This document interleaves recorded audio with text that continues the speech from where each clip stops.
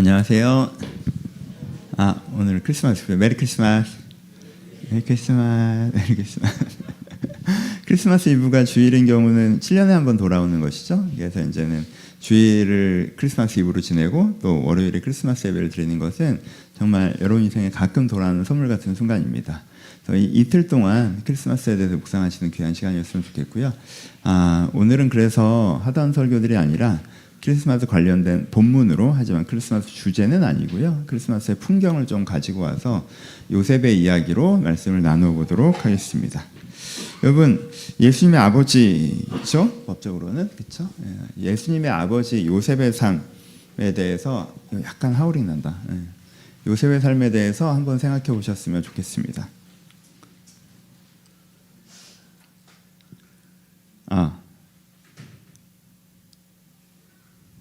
괜찮아요? 예. 요셉의 삶에 대해서 하셨으면 좋겠습니다. 요셉의 삶에 대해서 하셨으면 좋겠습니다. 됐어요? 오케이, 합시다.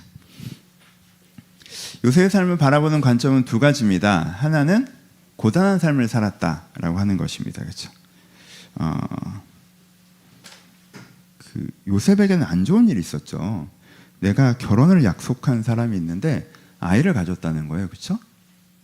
안 좋은 소식입니다. 나에게 신뢰를 주었어야 되는 사람이 배신했고, 그래서 내가 계획했고 소망했던 것들이 어그러지는 일이었어요. 그렇죠? 그러니까 나에게 결혼이란 건 너무너무 중요한 문제고, 내가 거기서 담고 있는 소망이라는 게 있었는데 상대가 아이를 가졌다는 소식을 듣는다는 건 그 자체로 배신이고, 그 사람의 신뢰, 나를 생각하지 않은 것 때문에 내가 중요하게 생각했던 것들이 무너지는 순간인 거죠. 그렇죠? 보통의 사람은 여기서 어떻게 반응할까요? 보통의 사람은 여기서 하는 반응들이 어떤 책임 있는 사람을 처벌받길 바라는 것일 것입니다. 그렇죠? 그래서 나한테 이런 어려움을 준 사람이 누구야? 내가 피해를 받았으니까 최소한 그 사람이 처벌이라도 받아야 되지 않겠어? 라고 하는 어떤 면에서는 보복 심리가 들겠죠. 그렇죠? 요셉에게도 그럴 수도 있었을 거라고 생각해요. 근데 성경에서 표현하길 요셉은 의로운 사람이었다라고 표현하죠. 그렇죠? 요셉은 의로운 사람이었어요. 이런 보복 심리가 다 불의하다는 뜻은 아닙니다. 당시의 기준이라는 게 있는 것이죠. 당시에는 여자가 이런 일로 드러나면 생명을 잃을 수 있었어요. 요셉이 보기에 그건 과도한 처벌이었고 좀 불의한 것이었습니다. 그렇죠? 불의한 것이었어요. 그래서 내가 그렇게까지 하고 싶진 않다. 그래서 내가 상대를 배려하는 마음으로 어떻게 해요? 상대를 배려하는 마음으로 이렇게 가만히 끊고자 했다라고 이야기하고 있습니다. 그렇죠? 괜찮아? 나 이거 바뀌면 신경 쓰지 하지 마. 지금 딱 된 것 같아. 오케이. 됐습니다. 그래서 가만히 끊고자 했죠. 그렇죠? 이게 이제 의로운 행동이었다로 이제 성경이 표현하고 있습니다. 그런데 하나님께서 요셉에 나타나서 뭘 요구하세요? 데리고 와서 키워라고 얘기하시죠. 그렇죠? 근데 요셉은 나름 한 걸음 양보했거든요. 요셉은 나름 한 걸음 배려했어요. 근데 지금 하나님 나타나서 뭐라고 하시는 거예요? 10걸음 배려해라고 하시는 거죠. 그렇죠? 여러분, 가만히 끊는 것과 데리고 가서 키우는 건 전혀 다른 문제잖아요. 그렇죠? 근데 요셉이 이걸 받아들입니다. 그렇죠? 그래서 무엇이 시작됩니까? 요셉의 신혼의 아름다운 장면은 사라지고 돌봄이 시작되죠. 그렇죠? 아내를 데려다가 이 임산부를 돌보고, 그렇죠? 아이를 낳고, 이 과정들과 역할들을 감당합니다. 그렇죠? 그 다음에도 좀 고단한 상황들이 생겼죠. 이제 출산 시기가 임박했는데 나라에서 뭘 명령해요? 출산 시기가 임박했는데 국가제도에서 원적지, 그러니까 자기의 고향이기보다는 부모님의 고향이죠. 원적지에 가서 호적을 등록하라는 것들을 하십니다. 그렇죠? 원적지에 가서. 그러니까 딱 이게 출산 시기랑 겹쳤어요. 그러니까 먼 길을 가야 되잖아요. 임산부를 데리고 출산 임박한 임산부를 데리고 먼 길을 가야 되잖아요. 그러니까 그것도 되게 고단한 일이죠. 생각해 보세요. 얼마나 고단한 일이에요. 베들레헴까지 그 먼 길을 무슨 기차를 타고 하루 동안 가는 것도 아니고 차를 타고 뭐 반나절에 가는 것도 아니고 며칠에 걸쳐서 그 먼 길을 갑니다. 가서도 고단한 상황이죠. 이게 크리스마스의 풍경이죠. 여러분 갑자기 원적지에 가서 호적을 등록하라고 했으니 온 나라가 지금 이동 중이란 말이에요. 그러니까 그 당시에 숙박시설이 그걸 감당을 할 수가 없죠. 그리고 마을 사람들도 낯선 사람들이 도시에 몰려왔으니까 그리고 이 도시의 사람들도 다른 데로 빠져나갔을 것이고 그러니까 서로 되게 긴장되는 상황이잖아요. 그냥 숙소를 구하기가 어려웠어요. 겨우 숙소를 구하고 마구간이죠. 아이를 낳고 라는 과정이 있었습니다. 피곤한 과정이죠. 그리고 그 일정을 마치고 돌아갔을 때 요셉은 되게 고단했을 거예요. 그 자체가. 근데 하나님께서 요셉에게 나타나서 뭐라고 하셨어요? 아이 목숨이 위험해. 그러니까 이집트로 가자. 이집트요? 이민이요? 450km 육로로 걷고 나귀 타고 이 조그만 아이를 데리고, 그렇죠? 되게 고단한 거잖아요, 그렇죠? 엄청나게 고단한 일을 시키세요. 그러면 뭘 포기해야 됩니까? 여러분 그 당시 사람들은요 태어난 마을에서 평생 살았습니다. 대부분. 이 인간관계가 내 인간관계고요. 여기서 주어진 직업이 내 직업이에요. 그러니까 그 당시의 사람들은 태어나는 곳에서 어느 정도 일정한 관계와 직업이 주어졌단 말이에요. 근데 이걸 벗어나서 완전 다른 나라로 가라고요. 여러분 가난한 사람의 이민은요 너무나 고단한 것이에요. 부유한 사람의 이민과 가난한 사람의 이민은 아예 다른 겁니다. 아예 다른 거예요. 그렇죠? 그리고요 부유한 나라의 사람이 가난한 나라로 이민 가는 것은 그나마 괜찮은 것이지만 가난한 나라의 사람이 부유한 나라로 이민 가는 것은 너무나 고통스러운 일이에요. 사실 거기엔 편견이 있고요, 재정적 압박이 있고요, 기회에 닫힌 기회가 있고요. 그렇죠? 그 당시 사회는 어느 지역이나 개토화된 사회이기 때문에 밖에서 온 사람은 그냥 다 이방인이었어요. 의심의 존재고 배척의 존재였단 말이에요. 이민을 가라고 하십니다. 그래서 살던 곳, 하던 일 다 정리하고 이 아이와 이 아내를 데리고 450km, 며칠을 걸렸을까? 나귀를 타고 이렇게 이동을 합니다. 이동보다 가서 더 힘들었겠죠, 그렇죠? 가서도 힘들었을 거예요. 왜냐하면 요셉은 뭐 목수라고 표현을 하죠, 보통은. 그래서 뭘 만드는 사람이었는데, 뭘 고치는 사람이었는데, 그래서 이제 기술자였는데, 그러니까 가서 이 자기가 갖고 있는 기술로 거기서 뭔가를 만들어서 팔거나 고치거나 이렇게 했을 거 아니에요. 그럼 육체 노동으로 이집트 사람들이 사는 지역 혹은 이민자들의 지역에 가서 먹고 살려고 되게 노력을 했겠죠, 그렇죠?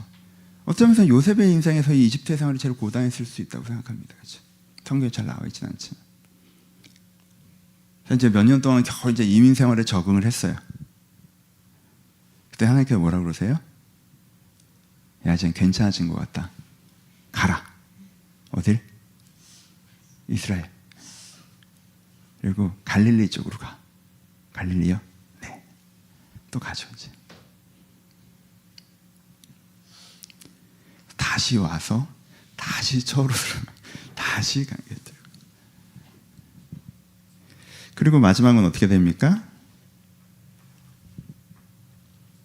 요셉은 일찍 죽습니다. 요셉은 마리아처럼 예수님의 사역도, 예수님의 죽음도, 예수님의 부활도, 예수님의 교회도 보지 못했습니다.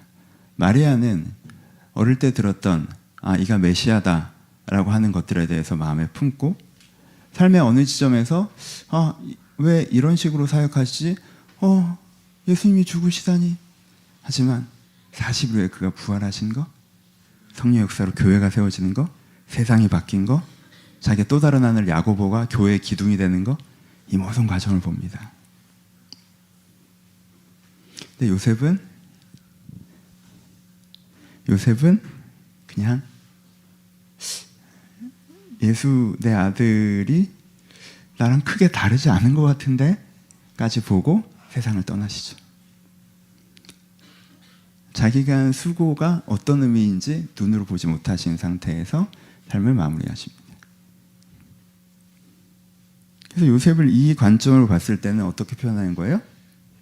요셉이 고단한 삶을 살았다라고 표현을 합니다. 그렇죠?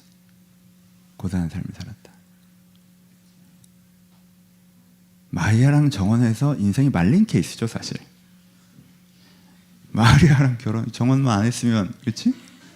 마리아랑 정원을 하는 바람에, 야, 여러분 그때 무슨 자유연애로 너무 사랑에 빠져서 정원했겠어요. 그 당시가 이렇게 약간 그렇잖아요. 다 중매고 추천이고 이렇게 하는 건데, 여러분 어떻게 보면 얼굴 몇 번 못 봤을지도 몰라요. 마리아랑 정원을 하는 바람에 내가 꿈꾸던 신혼이란 게 있었는데 임산부를 데리고 와서 시작하고, 나는 이민 갈 생각이 하나도 없었는데 갑자기 이집트에 가가지고 이민에서 나름 적응을 했다고 생각하는데 돌아가라고 해서 다시 돌아와서 이걸 하고, 그 모든 과정에서 요셉은 기술자였어요. 여러분, 그냥 육체 노동으로 이 가족을 부양하는 삶을 산 게 요셉의 인생의 90%란 말이에요. 힘드셨나 봐. 일찍 돌아가셨어. 이 요셉의 고단한 삶. 두 번째, 요셉을 보는 관점이 있죠. 요셉은 어떤 삶을 살았어요? 요셉은 은혜로운 삶을 살았습니다. 그렇죠?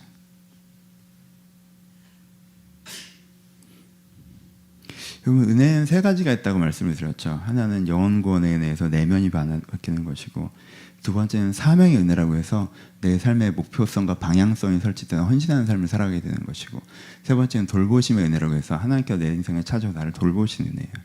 요셉은 이 세 가지의 은혜를 모두 받았습니다. 특별히 사명의 은혜를 받았죠. 첫 번째, 요셉에겐 영원권이 있었다라고 할 수 있습니다. 왜요? 그는 이미 성경에 등장할 때부터 어떤 사람이었다고 표현하고 있어요? 의로운 사람이다 라고 표현하고 있는 거죠. 그렇죠? 요셉은 하나님의 은혜 가운데 의로운 사람이 이미 되어져 있었습니다. 하나님이 보시기에 내가 이 아이를 사용해야겠다라고 마음먹을 만큼 의로운 사람이었죠. 그렇죠? 그 당시에 다윗의 자손 요셉 하나는 아니었어요. 하지만 하나님께서 요셉을 사용하기로 결정하셨죠. 그만큼 내면의 은혜가 있었던 사람입니다. 그리고 오늘 읽었던 여러분 성경의 장면을 보세요. 이게 얼마나 요셉의 개인을 생각해 보세요. 이게 얼마나 은혜로운 순간이었을지 생각해 보세요. 여러분, 여러분들 평생에 여러분 인생의 신앙을 도약시킨 순간들과 장면들이 있지 않습니까? 내가 말씀을 보거나 어떤 수련회를 가거나 내가 어떤 기도를 하다가 내 인생의 도약점이 되는 순간들이 있어요. 하나님께서 깊이 찾아오신 경험을 할 때가 있죠. 어떤 면에서는 그 순간들이 내 인생의 기반이 되고 내 인생의 계기가 되죠. 지금 요셉에게 누가 찾아와요? 꿈에 현몽하였다고 표현하지만 요셉은 그걸 실제처럼 경험하죠. 천사가 찾아오죠. 여러분, 천사가 찾아와서 여러 가지 얘기를 해주는데요. 얘기한 핵심 단어가 세 가지 나와요. 하나는 성령이고, 하나는 죄자유의 은혜고, 하나는 임마누엘이에요. 여러분, 천사가 찾아와서 성령에 대해서 얘기하고, 죄자유의 구원에 대해서 얘기하고, 임마누엘, 하나님의 함께하심, 임재에 대해서 얘기하는데 그게 개념으로 들렸을까요? 아니죠.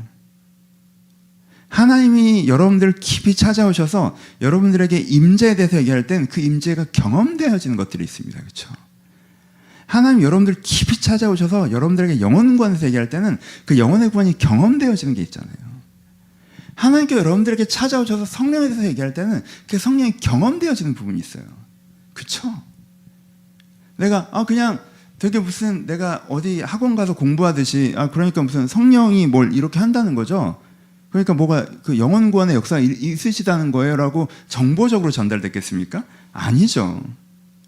그러니까 요셉이 이 시점에, 이 날에 제가 고민하고 묵상하기는 이 시점에 성령에 대해서, 하나님의 임재에 대해서, 영혼의 구원하심에 대해서 깊이 경험하는 순간이 있었을 것입니다. 그렇죠? 그렇죠? 요셉은 영혼 구원의 은혜를 받았어요. 그 다음에도 하나님께서 자주 이 사람에게 찾아와 주셨죠. 그렇죠? 여러분 인생에 정말 빛나는 순간, 내면적으로 언제세요? 이만큼 돼요? 집사님은 언제 제일 은혜로우셨어요? 저요? 좀 말씀드리기 그런데 저 결혼 전에 천사가 저를 찾아오셔서 그 성령에 대해서 이렇게 말씀하신 적이 있으세요? 그리고 그 다음에도 한 두세 번 더 오셨는데 그리고 그 다음엔 목자들이랑 동방박사라는 분들이랑 영적 교제의 시간들이 있었고 간지나잖아. 깊은 영적 은혜를 경험해요, 여러분. 요셉은 근데 이게 핵심이 아니죠. 요셉이 정말 받은 은혜는 뭐예요? 영원과 은혜보다 더 깊게 받은 은혜가 사명의 은혜죠. 하나님이 요셉에 맞춰서 뭐라고 하신 거예요? 요셉에게 네가 이 사명에 내가 하는 일에 동참했으면 좋겠어 라고 지금 콜링 하시는 거잖아요. 콜링 하시는 거예요. 그럼 이 일이 어떤 일이에요? 소개하시기. 이게 뭐라고 표현해요? 이게 선지자들이 해오던 일이라고 얘기해요. 주께서 선지자들에게 하신 말씀을 이루려 하심이라. 내가 선지자들과 함께 했던 일들을 지금 하고 있는데 너도 참여했으면 좋겠어라는 거잖아요. 여기서 선지자들이라고 할 때 떠오르는 사람이 누구예요? 아브라함, 모세, 다윗, 엘리야 이런 사람들을 얘기하는 거예요. 야, 내가 아브라함이랑 모세랑 다윗이랑 엘리야랑 하던 일이 좀 있는데 네가 좀 마무리를 좀 했으면 좋겠는데 같이 할래? 이런 거잖아요. 또 뭐라고 표현해요? 그가 태어난 것은 그가 잉태된 것은 성령으로 된 것이라. 성령께서 내가 하는 일이 있는데 같이 할래? 라고 하는 거죠. 그렇죠? 내가 하는 일, 내가 아브라함과 다윗과 진짜 그 엘리야와 하던 일이 있는데 같이 하자 라고 하시는 거란 말이에요. 그렇죠? 그럼 그 일의 내용이 뭐예요? 어떤 일을 하시는 거예요? 크게는 두 가지야. 하나는 뭐예요? 자기 백성을 그 죄에서 구원하는 일. 한 사람 한 사람이 변화되는 일이야. 그 사람의 중심이 바뀌는 거야. 나쁜 사람이 착한 사람이 되는 거야. 사람들이 다 바뀌는 일이야. 또 하나는 뭐예요? 임마누엘, 하나님이 여기와 함께 계시다. 세상이 바뀌는 일이야. 지금 하나님 없이 세상이 난장판으로 돌아가는데 그게 아니라 하나님이 여기 함께 하셔서 사람이 바뀌고 공동체가 바뀌고 세상이 바뀌는 그 일이야. 내가 그 일을 하려고 하는 거야. 사람들의 영혼이 변화되고 사람들이 만들어 나간 세상이 바뀌는 일을 내가 선지자들과 쭉 함께 해왔는데 그 일을 너랑 함께 하고 싶어. 네가 그 일에 좀 동참해 줬으면 좋겠어 라고 하시는 거예요. 그렇죠? 그럼 구체적으로 제가 어떤 일을 하는 거예요? 제 배역은 뭔가요? 네 배역은 뭐냐 하면 너는 메시아의 보호자야. 그게 네 배역이야. 나무 3번 이런 게 아니에요, 여러분. 크리스마스 연극을 하는데 나무 3번. 여러분 동방박사만 해도 사실은 그 연극에서 해내는 거잖아. 근데 너는 어떤 배역이야? 메시아의 보호자야.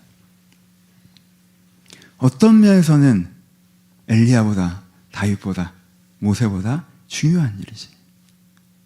글이 완성되기 위해서 마지막 단계인데 그 단계를 하는 거야.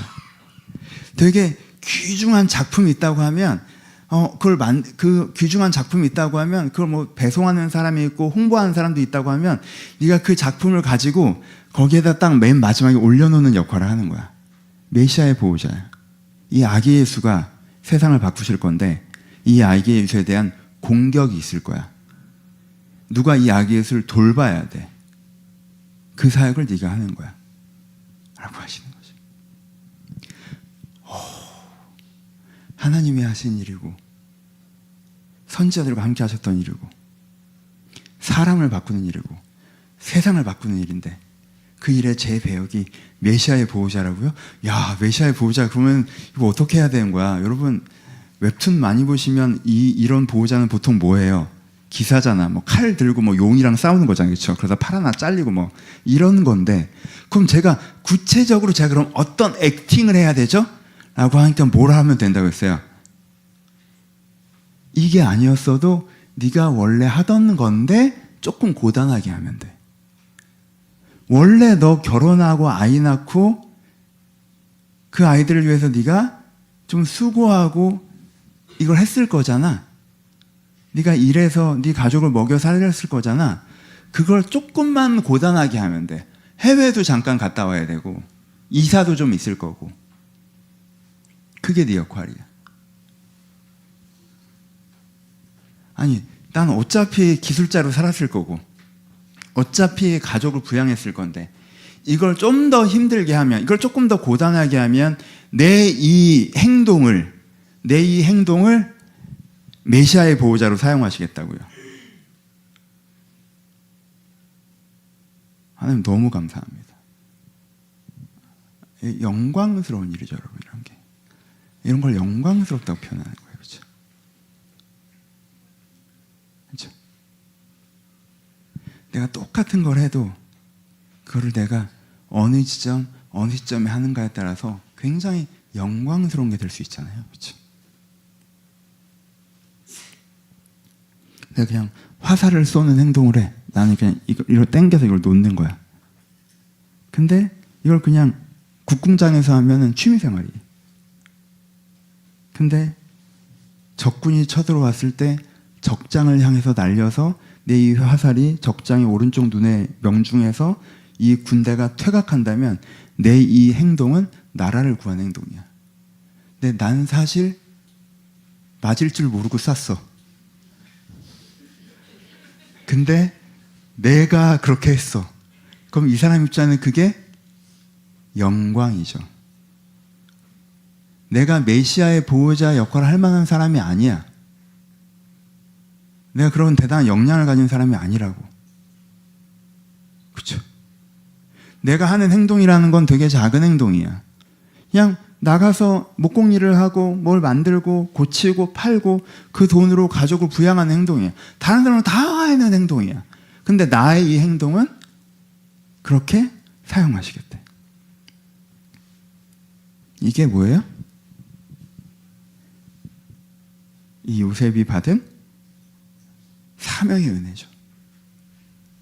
사람이 살아가면서 하나님이 어떤 일을 하시고 거기에 하나님의 사람들이 어떻게 동참했고 나도 거기에 동참하는 것이며 내가 이 역할로 그것을 하는 것이다 라는 걸 깨닫고 사명의 삶을 산다는 건요, 내 삶의 가치를 내가 정확하게 알고 사는 거기 때문에 삶에서 굉장히 큰 선물이고 은혜입니다. 사실 어떤 면에서는 모두가 누리는 것도 아니고 이 사명의 은혜를 요셉이 받습니다.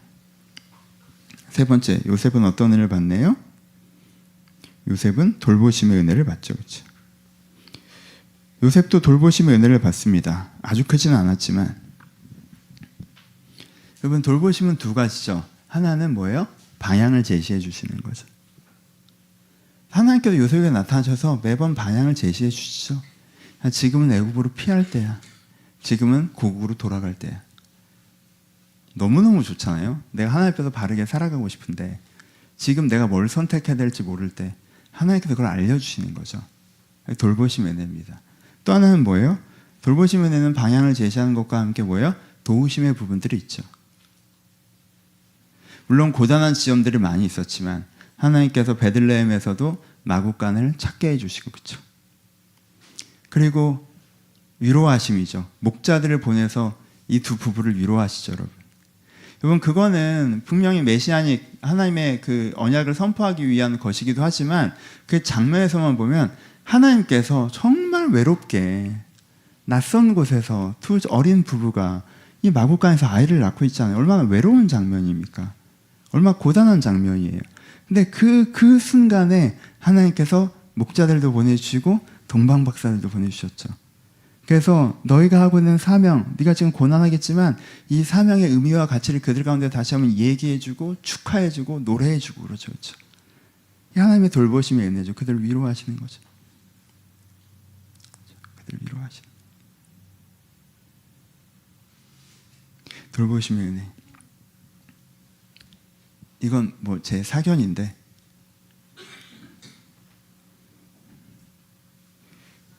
동방박사가 줬던 선물은 어떻게 됐을까?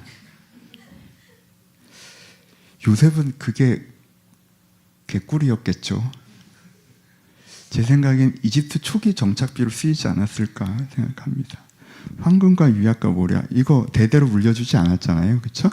어떤 성당이 갖고 있지 않으니까. 하나님께서 돌보심의 은혜. 목자가 와서 말로 축하해줘. 하늘의 영광 땅에는 평화. 내가 천사를 봤다. 되게 감사하다. 내가 별을 보고 왔습니다. 너무 감사하다. 그래서 제가 황금을, 요셉 입장에선 너무 감사하죠, 여러분. 돈이 얼마나 많이 들었는데. 하잖아요. 요셉은 돈 걱정을 해야 되잖아. 그래서 그냥 제 사견에는 상군과 유관과 요락에 갖고 있는 그 가치적 의미가 너무 중요하지만 돌보심의 관점에서는 그것도 요셉에게 되게 좋은 선물이 되지 않았을까 생각합니다. 되게 여유롭게 풍요롭게 자기가 살고 싶은 대로 살지는 않았지만 요셉이 사명의 길을 가는 거에 있어서 길을 가르쳐 주시고 필요한 물질을 공급하시고 요셉을 정서적으로 위로하시고 했던 돌보심 은혜가 요셉에게 있었던 것이라 생각합니다. 요셉은 은혜로운 삶을 살았습니다. 천사가 찾아와서 성령에 대해서, 구원에 대해서, 임재에 대해서 알려주는 영원권의 은혜를 받고, 하나님께서 천사를 통해서 나에게 내가 이런 일들을 해나가는데 네가 이렇게 동참했으면 좋겠다는 부르심의 은혜를 받고, 사명의 은혜를 받고, 그리고 그 과정을 걸어갔는데 때에 따라 하나님께 돌보시는 돌보심의 은혜를 받았습니다. 그렇죠? 두 가지. 여러분, 요셉의 삶을 두 가지로 바라볼 수 있습니다. 하나는 고단한 삶을 살았다는 것이고 하나는 은혜로운 삶을 살았다는 것입니다. 중요한 것은 두 가지가 다 맞죠. 그렇죠? 근데 중요한 건 어디 액센트를 찍으시느냐 하는 것입니다. 여러분, 요셉의 삶을 볼 때 은혜롭지만 고단한 삶을 살았다고 보이십니까? 아니면 고단하지만 은혜로운 삶을 살았다라고 보이십니까? 은혜롭지만 고단한 삶을 살았다라고 보이는 사람에게는 어떤 거예요? 삶을 보는 관점에서 환경의 관점으로 하나님의 삶을 바라는 게 더 큰 거죠. 그래서 하나님, 저는 요셉처럼 고단하고 싶지는 않습니다라는 관점에서 클 것입니다. 고단하지만 은혜로운 삶을 살았다는 것은, 고단한 건 나도 싫죠. 좀 더 편안한 게 좋아요. 하지만 저렇게 은혜로운 삶을 살았다니 부럽다. 나도 저렇게 은혜로운 삶을 살고 싶다의 방점이 찍히는 것이죠. 그렇죠? 이 결의 차이를 여러분들이 느끼셔야 됩니다. 그래서 두 가지로 적용해야 되죠. 첫 번째, 은혜의 시선으로 삶을 보십시오. 은혜의 시선으로만 삶을 보시라는 뜻은 아니에요. 두 번째여야 된다는 것입니다. 고단하지 않은 게 좋죠. 하지만 우리 가운데 더 중요한 건 은혜여서 내가 내 삶을 볼 때 고단하지만 은혜로운 삶을 살았다라고 하면 그것이 나에게 선물처럼 느껴지는 이 은혜로운 삶을 살고 있는가의 관점으로 내 삶을 보시는 게 필요하다는 것입니다. 크리스마스 이브이기도 하지만 한 해를 마무리하는 시점들이기도 하죠. 여러분, 한 해를 어떤 시선으로 돌아보고 계십니까? 올 한 해를 여러분들의 삶을 돌아보실 때 환경의 관점으로 한번 보시고 또 은혜의 관점으로 한번 보십시오. 은혜의 관점으로, 환경의 관점으로 볼 때 전부 다 환경이 나으셨습니까? 너무 잘된 일이죠. 축하드릴 일이에요. 하나님의 돌보심이 있으셨습니까? 감사한 일입니다. 그렇죠? 그 자체도 너무 좋은 거예요. 이건 대립되는 게 아니니까. 근데 여러분, 은혜로운 한 해를 보내셨습니까? 내가 돌아볼 때 연초보다 지금 내가 더 은혜로운 사람입니까? 내가 연초보다 좀 더 깊이 하나님을 만나서 내 내면의 변화를 경험하였고, 내가 연초보다 삶의 방향성이 좀 다듬어져서 하나님 앞에서 소명의 삶을 살아가고 있고, 연초보다 상황이 나아지는 게 핵심이 아니라 하나님께서 나를 돌보시고 계시는구나, 그러니까 내가 조금 더 가까이 느껴지면서 인생길 혼자 걷는 것이 아니라 하나님 손잡고 걷는 걸 내가 이젠 조금 더 아셨습니까? 그럼 너무 잘된 일이죠. 그렇죠? 내가 한 해를 돌아볼 때 내가 올해를 시작할 때보다 환경적으로 어려우셨습니까? 안타까운 일입니다. 하나님께 우리가 기도해야겠죠. 나아져야 될 부분들이 있습니다. 하나님께 여러분들 또 함께 줄 걸 기대해요. 근데 여러분, 혹시 연초보다 은혜에서 멀어지셨습니까? 내가 내면에 하나님이 더 멀게 느껴지고, 내가 그래도 작년에 하나님 바라보고 살았던 것 같은데 올해는 그 방향성이 흐려졌고, 내가 하나님의 돌보신 가운데 살아간다고 생각했었는데 지금 그것보다 마치 내 힘으로 사는 것처럼, 내 능력으로 사는 것처럼, 하나님 필요 없어도 사라질 것처럼 그런 이상한 세속적 자신감이 나를 채우고 있다면, 여러분, 상황적으로 안 좋아진 것보다 더 큰일 난 것입니다. 그러면 은혜의 관점으로 삶을 보십시오. 내가 내 삶을 바라볼 때 환경의 관점으로도 바라보나 그보다 더 크게 은혜의 관점으로 바라봐야 합니다. 그래서 요셉 같은 삶을 살아가는 사람이 부러워야 합니다. 내 삶도 요셉 같은 삶이어야 한다라고 기대해야 됩니다. 상황적으로는 고난이 좀 있을지라도, 상황적으로는 좀 고단한 상황들이 됐을지라도, 내가 나름 하나님 앞에서 하나를 양보했는데 10개를 요구하는 것처럼, 아니 가만히 끊겠다고 하잖아요. 근데 데려오라고요? 그게 아니라 내가 내 삶을 은혜의 관점으로 바라볼 수 있어야 합니다. 하나 더 연결해서 얘기하면 방금 드렸던 말씀처럼 내가 이 은혜의 관점으로 보는 시선을 유지해야 은혜의 흐름을 유지할 수 있기 때문입니다. 여러분, 은혜의 환경보다 환경의 관점들이 우선되면 방금 말했던 현상이 나타나는 거예요. 하나님, 결혼은 건들지 말죠. 내가 주님 위해서 뭔가 할 텐데 난 결혼 건드는 건 좀 인생의 가장 아름다운 한순간이잖아요. 그걸 하나님 망가뜨리시면 어떡해요. 저는 그건 좀 이 사람이 은혜의 관점보다 환경의 관점이 우선되는 사람이었다면 마리아 못 데려왔을 것입니다. 그렇죠? 하나님, 이민은 아니다. 내가 이민은 진짜 아닌 것 같아. 베들레헴 갔다 올 수 있고 애도 키울 건데 이민은 아니죠. 내 삶을 통째로 흔드는 건 아니지. 그건 내 삶을 다 버리란 얘기인데 하면 저는 이집트에 사는 건 생각해 본 적도 없어요. 이민은 아니다. 딴 거 할게요. 왜 나한테만 그렇게 가혹하세요? 아니 이런 여자를 데려온 것도 내가 지금 환장할 지경인데 이민을 가라고. 아니, 생각을 해봐. 내가 10번 양보해서 이 여자를 데려왔으면 그 다음부터 뭔가 쫙쫙 풀려야지 말이 되는 거지. 여기서 이민을 가라고. 입술 꽉 깨물고. 하여튼 난 안 가. 하여튼 천사를 보내서 지키던 알아서 하세요.